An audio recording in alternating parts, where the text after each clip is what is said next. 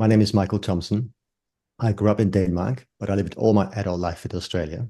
I currently live in Tasmania, the island south of the mainland Australia, and it's a very beautiful place. I've been a herbalist and naturopath for nearly 40 years. I also have a PhD in medical sciences from the University of Sydney. And my biggest claim to fame is the Phytotherapy Desk Reference, which is both a book for students and practitioners of herbal medicine and also an online application with herb-drug interactions and research, as well as traditional information about herbal medicine. So that's the main focus of my work now, is to update the book and the application. Michael, we would love to know more about the herb peppermint. Could you tell us maybe any historical uses that the herb has? Yeah, sure. So the botanical name is Mentha ex pepperita. And I always find that interesting, the X, what it stands for. Because there are not many medicinal plants that has the X in it between the two names. And it stands for a hybrid plant. So peppermint is actually a combination of watermint and spearmint. Spearmint from chewing gum, probably. So watermint and spearmint has combined in nature. So it's not a man-made thing. It's just in nature, have combined to make what we know as peppermint. And peppermint oil is very cherished as a flavor. You can get chewing gum and you can get throat lozenges and pastilles made of peppermint oil. And it's also a very good herbal medicine. You can drink it as a peppermint tea. You can also make or use a herbal extract, ethanol water extract of peppermint. And also the peppermint oil, the essential oil of peppermint is also available to take internally. I mentioned in another video that you can take essential oils internally, but you have to be very careful about the dosage. And it can also burn as you take it. So often it's taking like one drop on a teaspoon of honey. But another way, and this is how peppermint is given, is in capsules, and they are also enteric coated.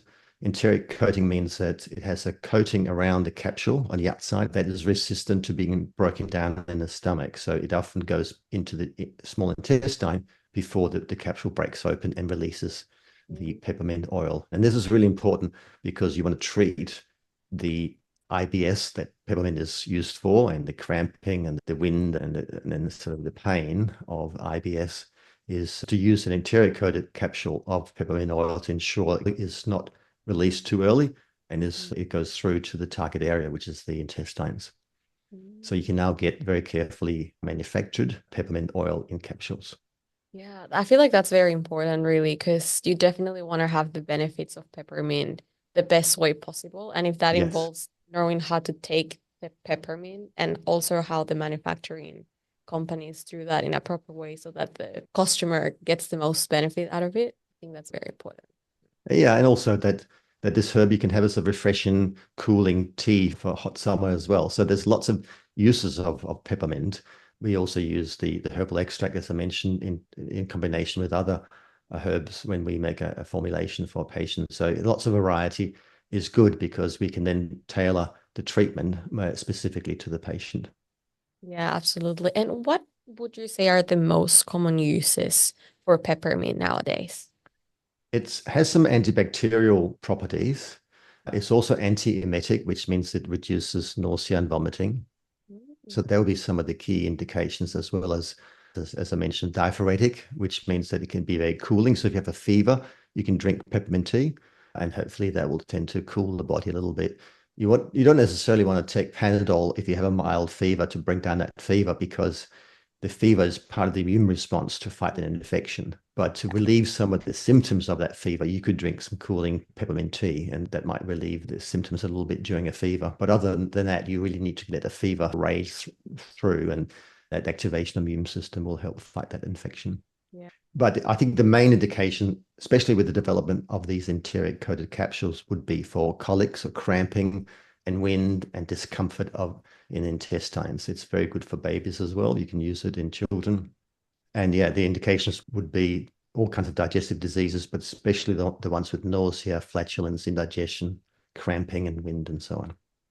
And it's And been what in clinical trials for IBS, irritable bowel syndrome, mucositis, which is inflammation of the mucous membranes of the digestive tract, dyspepsia, which is a more traditional term for just stomach aches and pains and stomach complaints, as well as nausea, colic, and even for mild anxiety. But I would say the colic and cramping and IBS would be the main indications today. I was just gonna say that I literally have a friend who was feeling a bit sick today. I'm definitely gonna recommend them to drink some peppermint tea after. Good idea. Yeah. And since we know now a lot of benefits that peppermint has, what are other interesting facts that we can know about the herb? Yeah, I had to look up a couple of things for you for this question. I came across this unique property to peppermint known as thermoreception. And that is when you apply the peppermint to the skin, for instance, if you put this peppermint oil on the skin, you actually feel a cooling effect.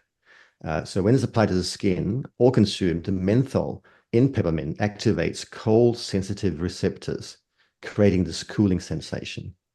And that's also why peppermint is used in toothpaste, because it gives that fresh cooling effect as you brush your teeth. And just one more thing, it's often combined with other things as well. So there are other products that combine the essential oils of peppermint with caraway seed oil for that digestive effect that we talked about earlier. I feel like now I know peppermint doesn't necessarily relate to ice cream, like mint ice cream, but now when I don't know. Are there ice cream, maybe? I don't know. Yeah, I don't know. But now I feel like I might get some ice cream with peppermint or mint ice cream because the Yeah, you can grow freshness. it. You can grow it at home, and in a pot plant. It's a very vigorous grower. And you can pick the leaves fresh and make fresh peppermint tea from Yeah. your own plant. Yeah. I've been wanting to grow my own herbs garden. Peppermint is now in the list for sure. And some lavender. It's also important with the Yeah. lavender for attracting the bees Okay. We love the and for the bees. pollination. Yes. Oh, so then, okay. So that will Lavender help and if it's peppermint. outside. These plants can grow in the windowsill or inside, but if they're outside, you will help with the bees as well with the lavender. Love that. And I actually do love bees. So I'm definitely going to get those two herbs. Thank you, Michael. Thank you.